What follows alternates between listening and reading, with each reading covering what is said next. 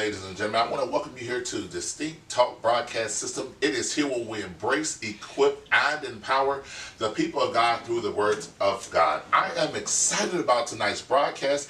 I have in the studio here with me tonight, yours truly, an actual gospel artist himself, a personal fitness trainer, a man of God by the name of Sylvester. I'm going to pause right now and give him the opportunity to introduce to you who he is. Hey, how's it going, ladies and gentlemen? I'm Sylvester Jr. I am a gospel rapper. I also am a 5th grade school teacher, high school football coach, and trainer. Okay.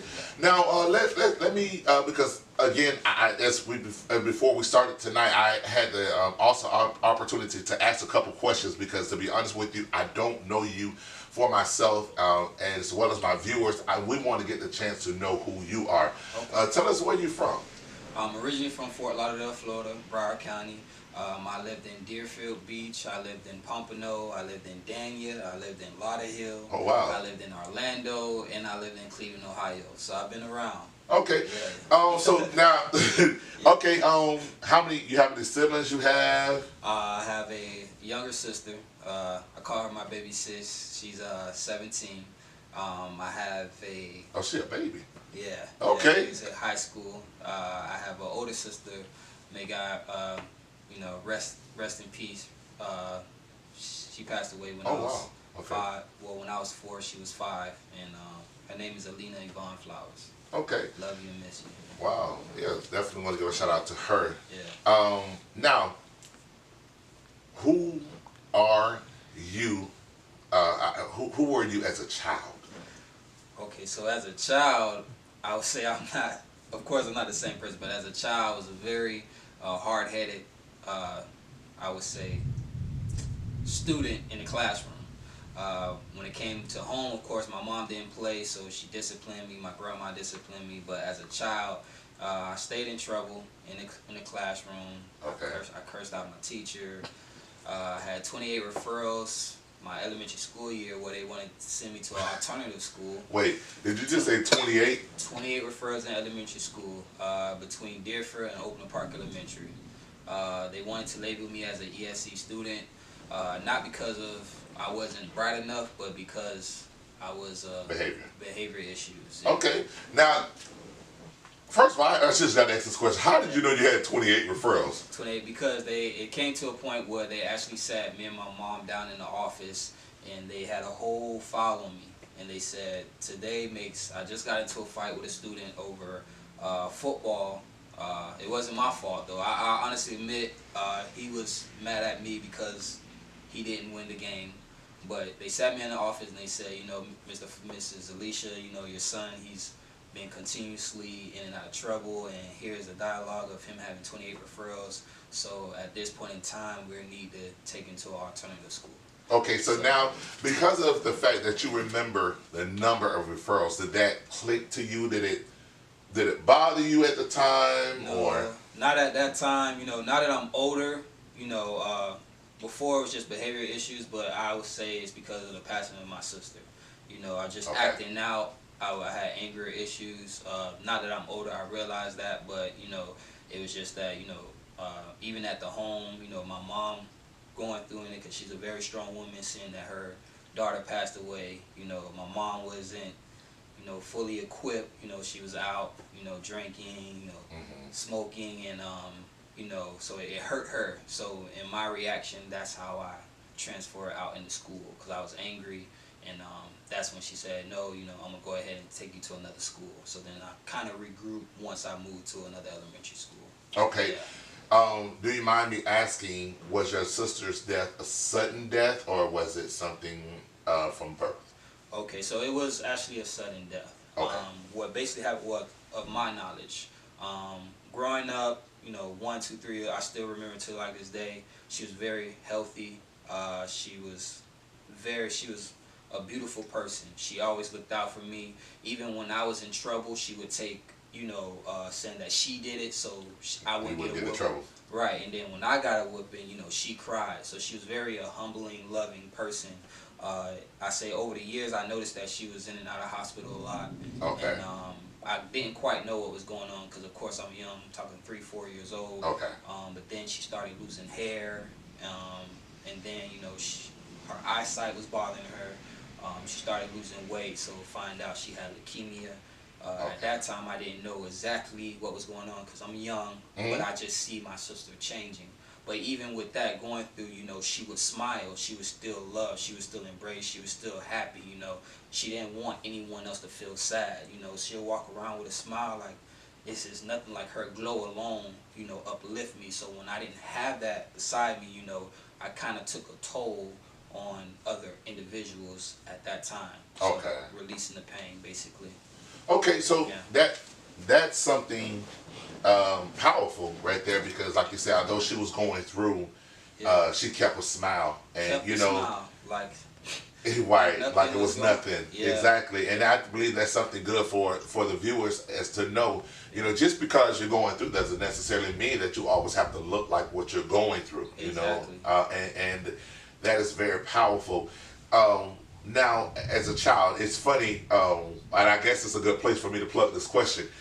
Now, you mentioned that you're an educator. Do you see somebody in your class who reminds you of you? Because, as I say, speaking bonically, mama them say what goes around comes around, and it don't come back in the way that you would look for it. But do you have, and you don't have, of course we don't want to say the child's name, but is it a child in your room or your class that kind of reminds you of you? It's quite a few. I won't just say one. I'm getting hit left and right. But the crazy thing about it, when I was in school, no one actually took the time out to say, hey, what's wrong? No one took the time out to say, what's going on in your life, feeling concerned, asking me questions, trying to get to know me as an individual and know why I'm acting the way I am. By me being an educator, I feel like God has put me in a position going through that to now that when I see these kids going through something, it's not, oh, they have behavior issues and we're going to label them. No, what's going on in their life? Why are they acting this way? Right. So it can be something that's, from relation to, parents are divorced or, just being not as wealthy as other individuals. Correct. There's a lot of emotional situations going along with behavior issues. So it's not just that something's wrong with them. No, it's much more than that. So as an educator, I get to take the opportunity to say, hey, I want to get to know you and I want to bring you around. I'm actually going to love you because I've been there, So absolutely, that's what it's about. So at this point, if I'm hearing you correctly, you're just saying because you went through what you went through, now it equipped you to help and be there and be a beacon of support for the ones who come in contact with you, and that's awesome because you're right. Working in the education arena, I come across a lot of students as well, and sometimes I'm not gonna lie, I'm that principal, I'm very hands-on. Gotta put it like that. I'm very hands-on. I'm that principal. But at the same, but I'm also that one. I believe in what the Bible says. Spare the rod, spoil the child, and it says it in that order for a reason. Right.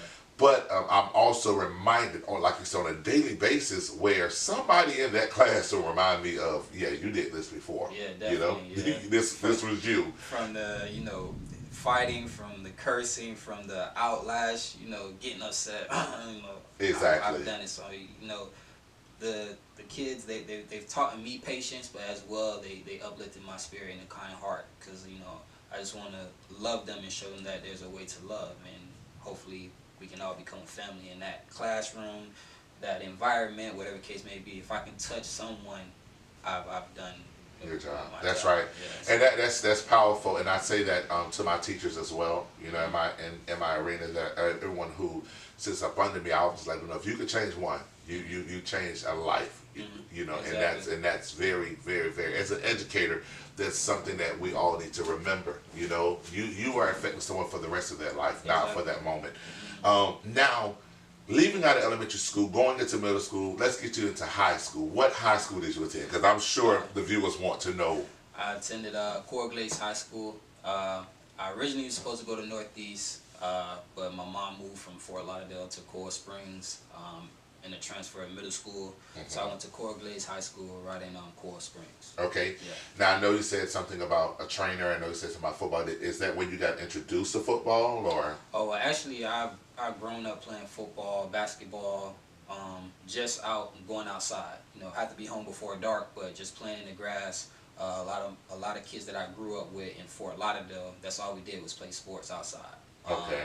Then, you know, my first team sport was for Pompano Chiefs. Okay. And I absolutely hated it. Oh, for real? Yeah, it was in 2000. Around my neighborhood, I'm from Fort Lauderdale, but I was playing football in Pompano, and everyone knew me as an athlete. But I came late to Pompano Chiefs, and you know, they had their uncles, they had their nephews, so they weren't really trying to see the new person Absolutely. out there. So they put me Everybody in kind of line, just put me to the side. Exactly. So like, man, I had a duck helmet, and it was just all bad. I don't know if you know what that is, but it's just the strip, that one bar. Yes, I got all the late equipment, so I was like, 2 games I left. So. Oh, so you left? Yeah, I quit after 2 games. Like this ain't me. I'm just not gonna lose. Not at all, man. Okay. Okay. And I'm glad you said that, because it's gonna bring me back to another point. Okay. So what happened next? So after then, I took a couple years off. I focused on basketball. Basketball became my favorite sport just because of the environment, just playing for them. I was like, hey, this is how the coach is going to be, you know, not going to give me an opportunity because, you know, nephews and uncles, and I felt I was better. Mind you say I'm not better than anyone, just for the run-up. But as a kid, being competitive, like, hey, I can play just as good as this kid, or I can do just as more, but you're not going to put me in because you don't know me. So that goes along the process of not getting to know someone just because, you know, they're a child, or you not being understanding, you know, or just giving opportunities. Absolutely. But then, so I focused on basketball, played basketball in middle school, and then I started playing for Northeast Rebels, and that's when my life just took off from there. So basketball and football was my 2 main sports through middle school and then high school.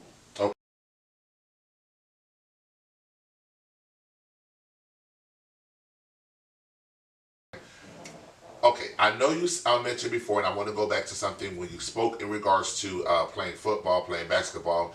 Now, having that particular label that you said they wanted to put over you as far as exceptional student education, did you find it a struggle to go between football and basketball? Because I know usually when you're coming out of football, when you're going into a basketball season, kind of whole tryouts going over, did you find it a struggle as far as the classroom management as well as the sports? Honestly, no. I think the turning point, I would say the turning point got to me around middle school. You know, I would say my attitude and demeanor changed due to my surroundings. So, like, my mother, she became, she started going to church more, and I saw her transformation of her behavior. You know, she quit smoking, she quit drinking, she quit partying, and now that I'm older, I realized that I started to transform myself by seeing her transform.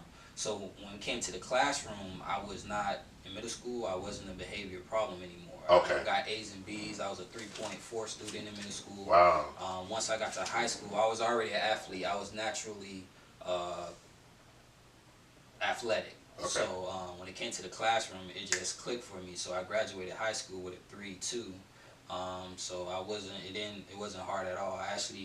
It got to the point where I wanted to compete in the classroom just as much I wanted to compete on the field. Okay. So everything that I did, I want to say, hey, I got to work really hard. I want to be the best at it. So math, reading, whatever the case may be, I wanted to learn it. I wasn't a student that just sat back. I was in the first row, just alone, just me, because I wanted to do that, if that makes sense. No, that makes perfect sense. Yeah. Now, and that's something I'm glad that you said as well, because it lets, you know, any athletes that are up-and-coming, aspiring athletes, should I say, that want to, you know, want to go there, want to be better, you know, let them know, hey, you could be the best on the field as well as in the classroom. And I say this to my students all the time, but to let them know, listen, you know, you can be excellent on the football field or excellent on the basketball court or track field or whatever, but if you're not good in the classroom, you know, it's not gonna mean anything, because you can't have one without the other. College. College, it wasn't. At first, I was nervous because I went to a college in Cleveland, Ohio. Okay. Mind you, I never been out of the state of Florida. I never seen snow. I didn't know what I was up against. When I got up there, the environment was a lot different. And what I mean by different is I'm used to. I wasn't used to the diversity of that school. Okay. So I stayed to myself a lot. I still had that demeanor. Now, mind you, I was always, I forgot to mention this, when I was in high school, I played sports. I went to school, well, school first, played sports, and I also had a part-time job. So I worked on the weekends at Wendy's, Golden Corral, even worked at, what's the place, I think at Taco Bell. So when it transformed when I got to college. Okay. I played football, I was in the classroom, and I worked at Penske Truck Leasing. So it's like, I already had that mindset of, you know, if I'm going to do this, I'm going to go all in. I can't look back now because I already accomplished so much. What else can I do to make myself better? What else can I accomplish? And a lot of times it put me to be a black sheep because just like in high school, you know, some of my friends, they would sit in the back. Some athletes would sit in the back. They don't really want to learn, or they don't really want to raise their hand. But I was the person that like, hey, you know, I wanted to know, you know. Absolutely. So a lot of people looked at me differently, even in college, because I was always that student that wanted to do more. You know what I'm saying? Some people looked at it like you're trying to do too much. Like, no, if I'm here and I have the knowledge, I want to set a foundation of knowing all that I can, because I may not have this opportunity again. Right. So I took it as in that perspective of, you know, just learning and gaining as much knowledge as possible, and it didn't affect me at all. I was able to manage everything. Perfect. Yeah. So college. Now, when you spoke, and I'm glad you're speaking on that angle. Were you competitive on the football field, basketball court? Did you play football and basketball in college as well, or? Well, I played intermediate basketball games, but I was more focused on football. That's where I got my scholarship from. Okay. Now, I'm not going to sit here and say that I was the top, you know, team-oriented person. I would say when I was in college, I was selfish in a sense because I didn't look at it as a team environment. I wanted to win. If I didn't have it my way, I was just the person, I will honestly say, that get upset and walk off the field and be like, bro, let's go. And if they don't want to do it, or a coach that asked me to do something and I feel like they were wrong, they could be wrong, but instead of sucking it up, I would talk back to them. So I was that athlete that had that mentality, like, all right, if you're not going to listen, even if I'm right and you know you're wrong, I'm going to go the other way. I'm going to be defiant. So I was that athlete, and I wish that I wasn't, but it made me a better person to this day, because now when I see athletes do that, again, I didn't have coaches that came up to me like, hey, what's going on? What's wrong with you? Trying to mold me and teach me. Now that I'm a coach, I'm able to say, all right, if I see that happen, because I see it happen, I'm able to hit that point, and I'm able to get into them to know, like, hey, you know, I've been here. I'm not going to tell them I've been here, but I'm going to use, you know, reverse psychology in the midst of, okay, how can I get to you to where you can believe in what I believe in? Absolutely. Because I've been there, so I want you to be actually better than me, because I see your potential. And if I had someone to tell me what I'm telling you now, my life would have probably changed, would have been more broadened. But, you know, every opportunity that I get, I just look back on what I did and how can I help someone else to be better than I was, if that makes sense. Perfect. Makes perfect sense. Yeah. So now, I want to ask you a question, because it's funny. I heard you say you were a trouble child and you came out of it. Yeah. High school, you was there. Yeah. Now college, hey, wait a minute. I kind of went back to that person who I thought I got rid of. Yeah. Who are you now? Now I'm a man of God, full out. I have my struggles. Don't get me wrong. I battle with some demons. Don't get me wrong. But when I wake up every morning, first I do foremost thank God for the opportunity. Then, you know, I ask myself, what can I do to be the better person I was yesterday? Right. And what I mean by, if I can show love as much as possible, I want people to see me and see Him. You know, if I walk this light with Him, and I be the best person that I can possibly be, maybe I can influence someone to say, hey, you know, that God is real, because He is, you know. Absolutely. And He changed my life tremendously, and I thank Him for it. Okay. Like, honestly, yeah. Was it anything happen, or I mean, if you feel like sharing, was it anything that, because I know you said when your mom was, you know, drinking, you know, she smoked, you know, you was out there, you were doing you.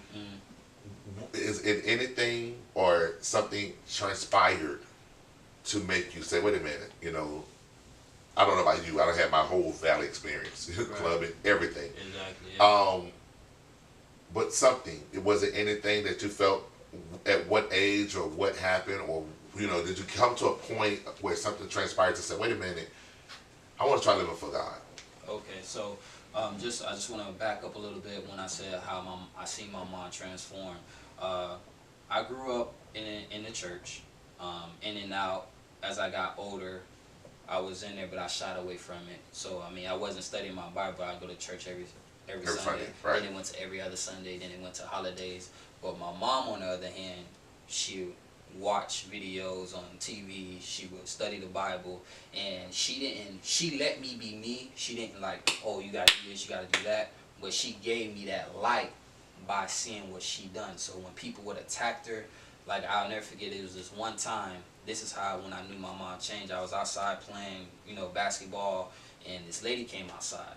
And I was playing basketball by her car, and the lady was like, you better get the F away from my car. And I looked at her. I'm like, hold on, who are you talking? I'm a kid now. I'm like 13, 14. This is real life, because kids do this all the time. Absolutely. Who are you, to a grown lady? Who are you talking to? Like, I'm just playing basketball, you know. And she was like, well, you better get the F away from my car.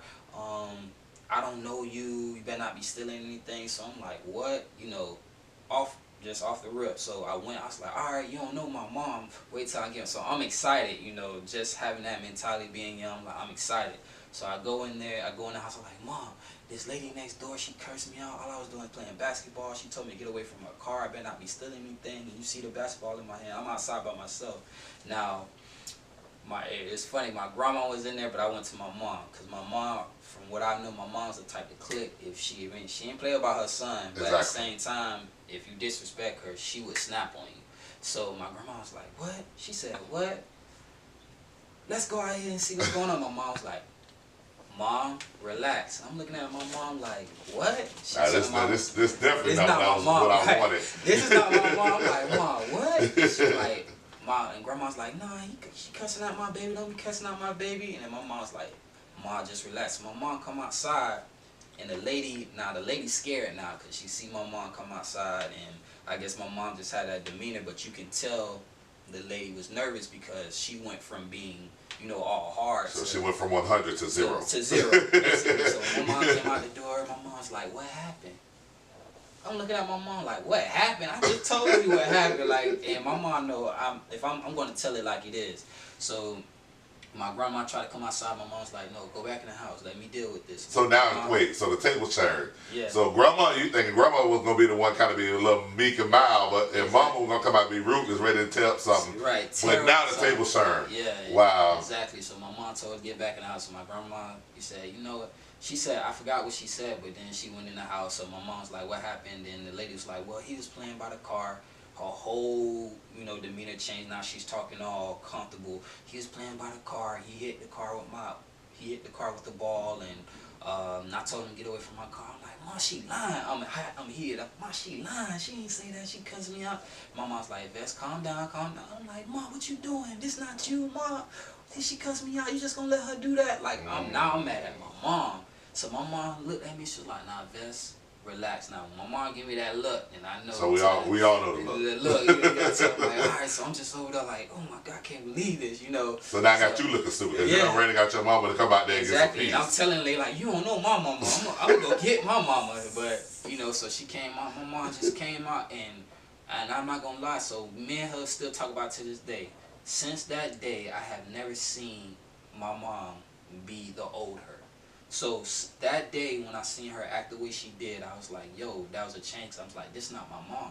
My mom would usually come out here and click. So then over time, I just seen her being more loving, more glow. She was always a loving woman, but what I mean by when people would try to take advantage of her, she's like, don't worry about it. God got it. And then she'll have her sayings. she was very strong in it, and to the point where, you know, over time now we going, as I seen my mom let things go when people came at her wrongfully. I noticed that kids pick up on that. They watch parents. That's their role models, and I just watched her, and I just seen how she handles situations, from even when she talking on the phone, hearing, you know, family members clicking on the phone, she's just like whatever, you know. I'm like, yo, like my mom is different. My mom's not the same, and I didn't really understand it, but I understood it, you know. So just over time, just seeing how beautiful she became. She was already beautiful, but that light just grew on her. You know, Right. people were just attracted to her. People just, you know, she always had kind words. She always had knowledge to tell me how to lead away from evil ways. Like someone taking advantage of me, she's like, don't worry about it. It'll come back. Or, you know, Always had a word for you. always had a word. And you know what? To be honest with you, that's something powerful. So that's what now you're getting a chance to see her going from, I want to say, rootless to humble. Listen, I seen my mom transform is the story of my life, and that's when, you know, I started being more loving. Like I said, once I got to school, I was dealing with a lot throughout my life. I had my first son, and it came to a point where I started having dreams. And no lie, you know, I'm not a prophet. I don't think I'm that self-righteous. I'm not saying that, you know, I have that. But I started having dreams, and I remember this one day I was in Orlando. I called my mom, and my grandma had just passed away. My great grandma. Okay. She was 80. I'm sorry, she was like 92, I believe. She just passed away, and then the next week I went to sleep, and I had a dream that we were at this funeral, and all the family members were arguing with one another, and it was this guy just standing right in the middle of the aisle. No one seen him but me. And he's just like laughing at everyone. Everyone's arguing, everyone's fighting, and my grandma's tomb is right by the altar. And he's just standing there looking at everybody, and I'm looking at him, I'm like, Eric, stop. Stop with all this fighting, stop. No, and no one's listening to me. Then he looks at me, and now like I can feel his power, how he has on everyone, like laughing. So I just get down on my knees, and I start praying. And I get up, tears roll down my eyes. I open the door and I said, God, this is it. This is it. Take me. As soon as I said that, it was like this vault just whoosh, pushed me in the air, and I saw this gold light. And I went and I woke up, and tears was in my eyes, because it was real. Like I woke up with tears in my eyes. So I called my mom, and I'm just crying. She's like, praise God. And she was just going on like, Vess, he's calling you, come home, I'm telling you. And I'm like, I know, Mom, but I'm living in the world. I'm going to clubs, I'm smoking weed, I'm with different women, like I'm just doing my own thing. But I'm like, Mom, man, this ain't the first time I had this dream, you know.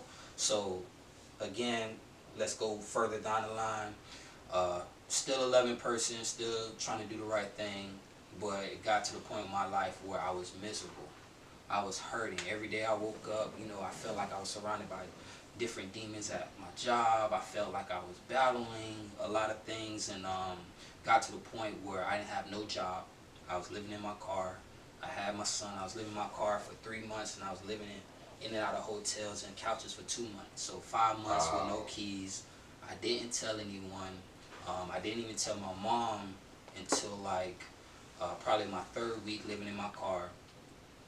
Again, I had just had my son, so I didn't want to tell nobody, because I didn't want people to say, well, now he has a child and he's going to be a deadbeat dad, and I didn't want anyone to judge me based off me leaving the situation I was at, because they don't know the story. Right. You know what I'm saying? All they see is another black man leaving a home that had a child, but they don't know the story behind it. They don't know the reason behind it. Right. So I didn't want to get involved with anyone. My mom like, stay here. I'm like, Mom, I just want to be by myself. I just need to be by myself, Mom.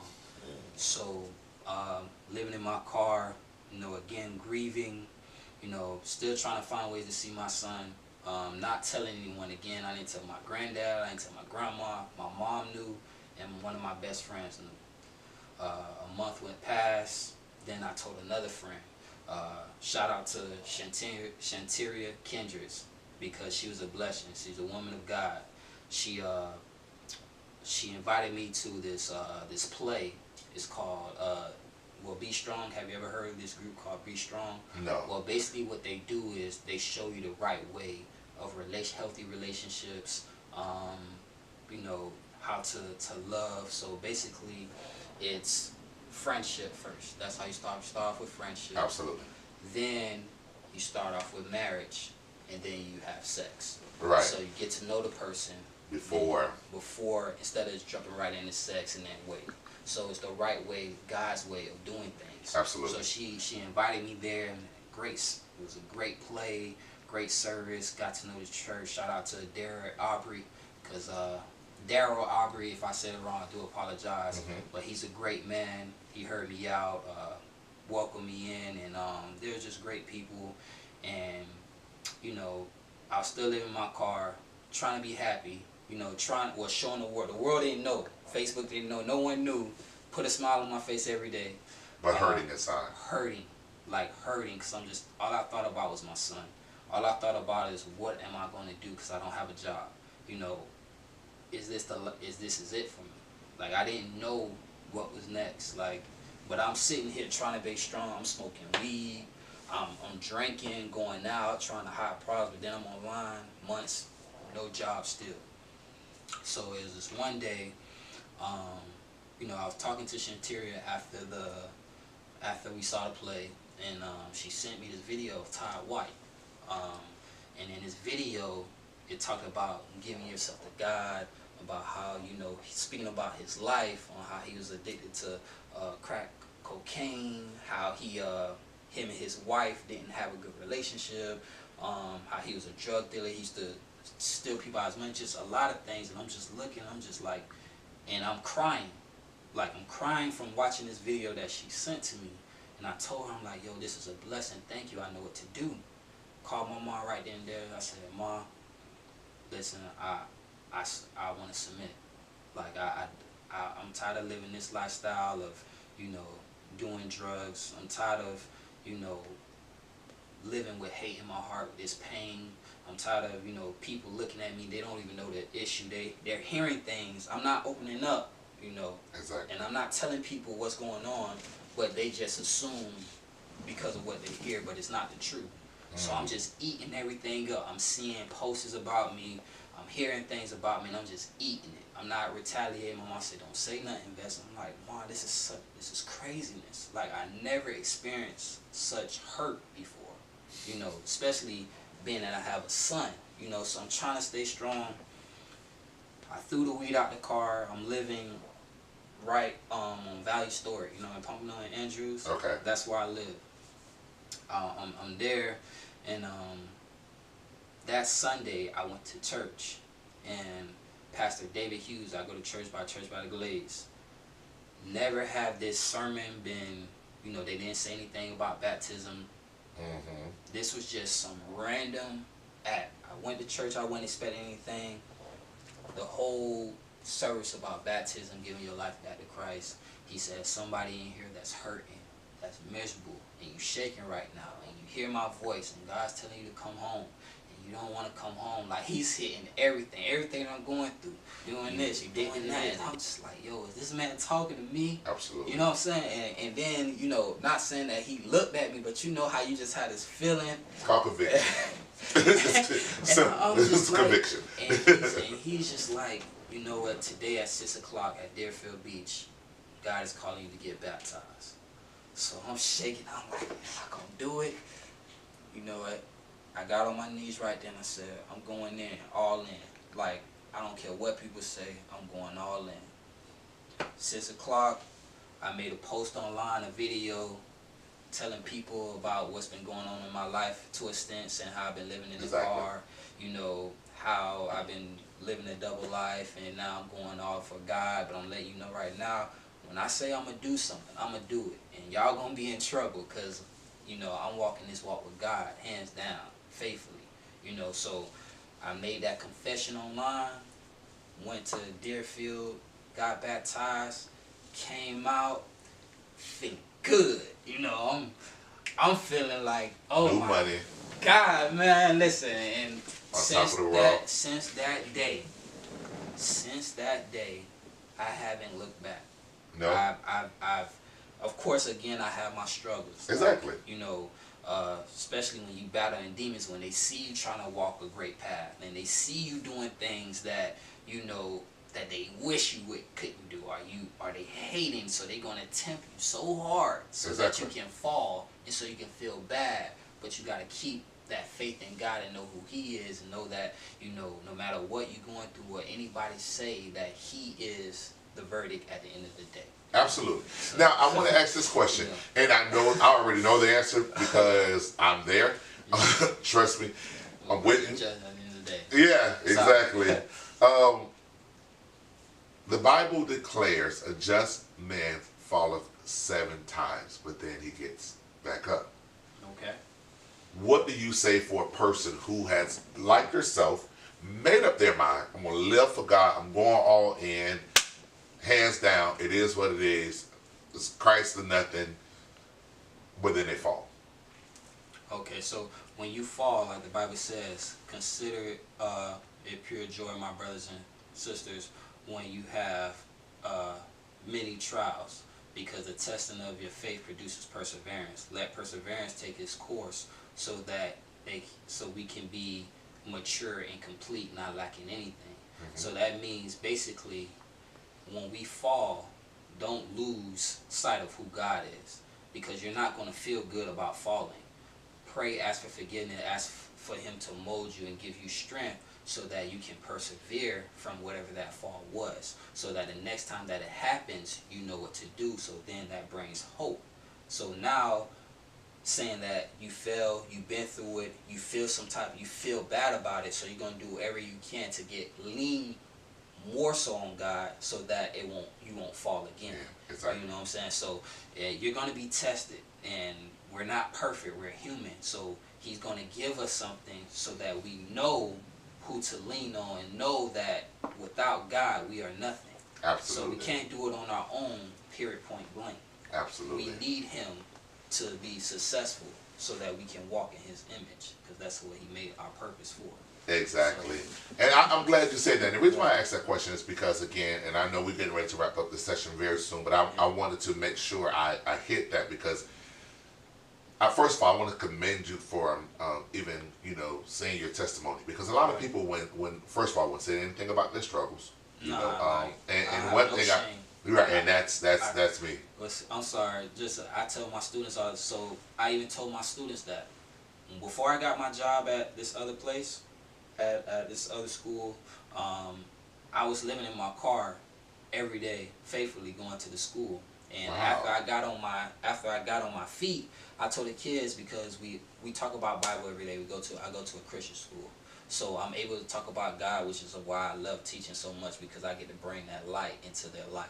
You know, so that's life, that's love. We need that. Absolutely. You know what I'm saying? And I honestly, I gotta say this real quick. I honestly don't know why we don't talk about God in the public school, because school came from the church. You know what I'm saying? So take that away, that to tell you the reason why.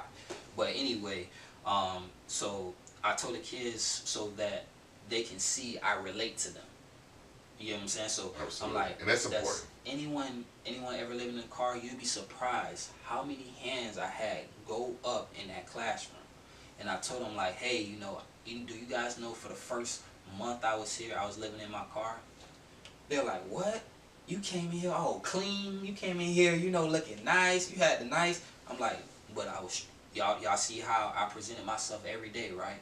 That just show you may be going through some things, but that don't mean that you have to transfer it out here in the world. You can still be a beautiful person as long as you keep your faith in God, as long as you trust in God. It will show by how you carry yourself, because no one will ever know, because the secrecy is between you and God, and that's all that ever matters. So once you have that connection with Him, you will walk in His light regardless of whatever the situation you may be going through at that time.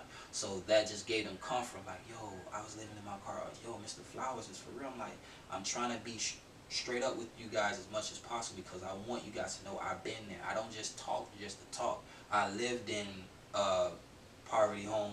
I had roaches in my house. I lived on food stamps growing up, so I've been there. But one thing my mom always did, when we left that house, you wouldn't have known how we ate hot dogs and baked Exactly. beans. You know what I'm saying? Because she set a solid foundation. Yes, ma'am. No, ma'am. You know, I couldn't even say the word dang. Some Right. kid, they come like, listen, when I said dang, I got popped. So she laid that wood.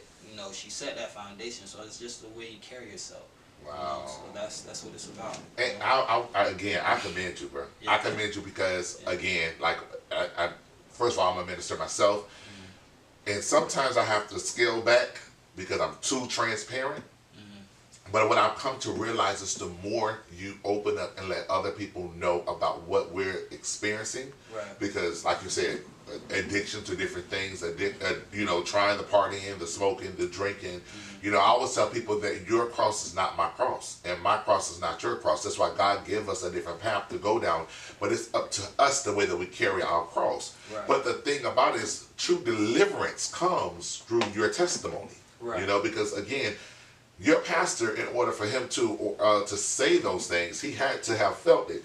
And I always say this again, and I was I felt that too, man. It's a such thing called jumper cables, and this is what I always say in my sermons. A lot of times, you have to understand, when you connect your positive with God's positive, and you connect your negative with God's negative, you will begin to understand. That's when you become revived, rejuvenated, because oftentimes people try to put on a facade, again, an image that everything is okay. I'm not struggling with nothing. Like you said, when you were living in a car, nobody knew you were living in a car. Exactly. You know? But at the end of the day, I believe, and it's just what I'm hearing, I believe you became revived, rejuvenated once you got confirmation from God that, hey, this is what you need to do.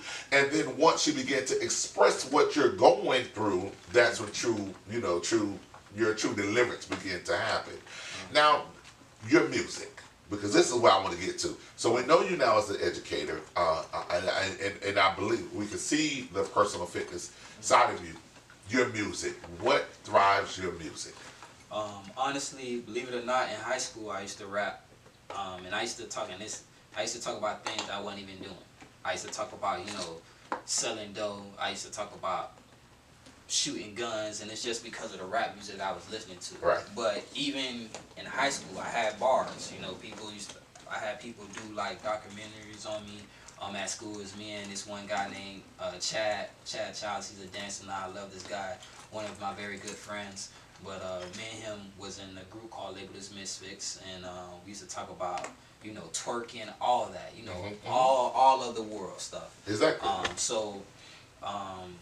I'm a big fan of, I was always a big fan of music. I say to this day, and I have to admit, my favorite rapper is Ace Hood. I wish a lot of his music was edited, but the things that he talk about hits home. He talks about battling and fighting demons and how he has to come to God. Now, everyone's walk is different. Absolutely. So I don't judge him whatsoever, but his music, a lot of things that he say, I connect to.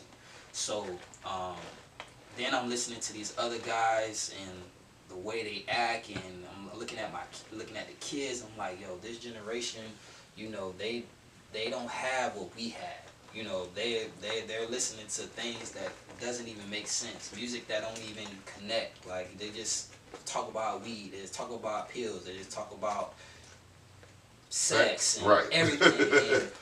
And the kids gonna feed into it because I fed into it. You Absolutely. get what I'm saying? So I remember I was in my car, I had a lot of time, I didn't have no job, and I was online on Instagram, and it was the P Challenge. So it was with Michael Blackson and Erica, I think it was Erica Badu, or I'm so sorry if it's the wrong person. Okay. And I'm no disrespect, so please don't hate me, because I know there's fans out there. But I heard it, I'm just like, yo, and everyone's just loving it. So I'm like, I'm gonna do For My God challenge. So I started writing. I'm like, I'm going in for my God. It was like at 1 o'clock in the morning. I couldn't sleep, so I'm going in for my God. And I looked at time, no sleep, straight geek for my God. I was weak for my God. I'm sorry. I was weak for my God. Okay. Now I'm beasting. Can you see me? Look at God. I came through that jungle. Has dressing like Rapunzel. I hit a devil. Ooh, mumble. I may slip and never fumble. Who you thought was gonna crumble? Yeah, bro, I just stumble. Even through my blessings, God say remain humble. Red lifestyle, green gold. Power to the pole. Pole to the power. My last name is Flowers. So I wrote that and I put it on Instagram. And everybody like, oh, bars.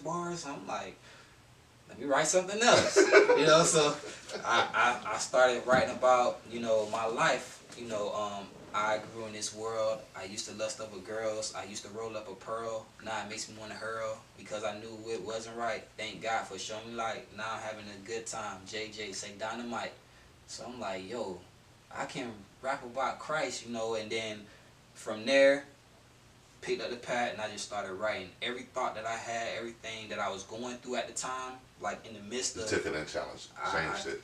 I just started writing it down and I just started talking about everything and anything, but I asked God to help guide my words because I didn't want to get too in depth with other individuals because I don't want anyone to look low. Exactly. So I tried to broaden my situations with the enemy, with the devil, because I believe people are going through it because we battle with demons every day. Absolutely. You know what I'm saying? So from there, I started, you know, I told my friend, hey, you know, I want to make a rap song and put it on YouTube. And, you know, I even made a post about it. I'm like, you know, I really want to, you know, start making music about Christ. And then I had some people laugh about it. And I'm like, yo, I'm for real. I'm listening to Lecrae. I'm listening to Trip Lee. I'm listening to KB. But I'm also, you know, listen to the word. And, exactly. You know, so I'm like, you know what, bump it. Hey, Young Rogue, let's record tonight. I want to write about, I want to rap a song. He's like, are you for real? I'm like, yeah, man, let's get in the studio. So I get in the studio and it was the Kendrick Lamar beat. And I was like, I woke up this morning so I could hop on a Lamar beat just so I can spit that hybrid water. Call it Fiji. He looked. I was like, bro, we about to go. So I'm writing. So I'm just writing. So then I put it online and I laid the track in December. And right now it has over 1,300 views. And you know, after then I just kept laying music, music. That's perfect. Now let me ask you a question before we get out of here, because I know we got to go. No. But I don't want this because you know we there. Yeah. Where could someone find you at? Where could they find your music? Do you have a YouTube channel, Facebook, Instagram? Yes. I need that information because again, I know our equipment is doing something here. But where could we find you? Where can we find you? Alright, so you can find me on YouTube, Sylvester Flowers Jr. My gospel artist, my new name, because it says that in the book, God gives you a new name. Exactly. Is Zues, and it's not spelled Z-E-U-S, it's spelled Z-U-E-S. And I did that because people call me Vest, and then the U-E-S, it kind of looks like Vest, so it's like Zeus. So I put that together, and of course, you know, I'm kind of... Yeah. You know, put that together, and so you can find me on YouTube, Sylvester Flowers Jr. again, Zeus. Then you can also find me on Instagram, Zeus ZUES _9, and then Facebook just Sylvester.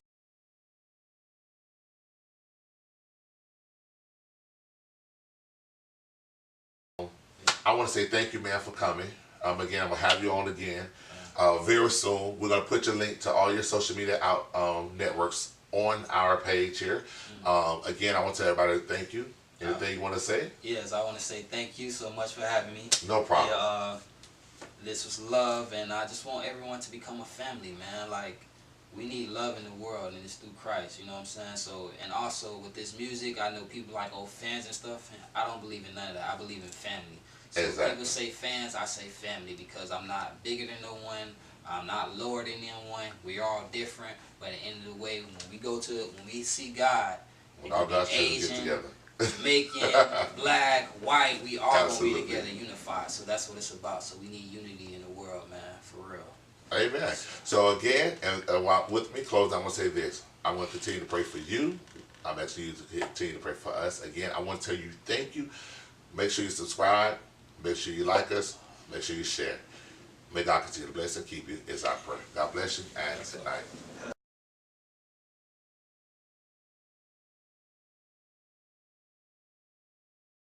I see the demons, I can tell they be lurking. The penetration they can see is not working. Anointed, thank God for discernment. He passed the rock, now I'ma catch it like my Irvin. I'm ballin', I'm living through his word. Now I'm ballin'. Du bois. Hey, young bro, let me go ahead and spit a hot 16, you dig? Above ceilings, freestyle, let's go. Above ceilings, freestyle, let's go. Above ceilings, freestyle, let's go. Above ceilings, freestyle, let's go. Yeah, check.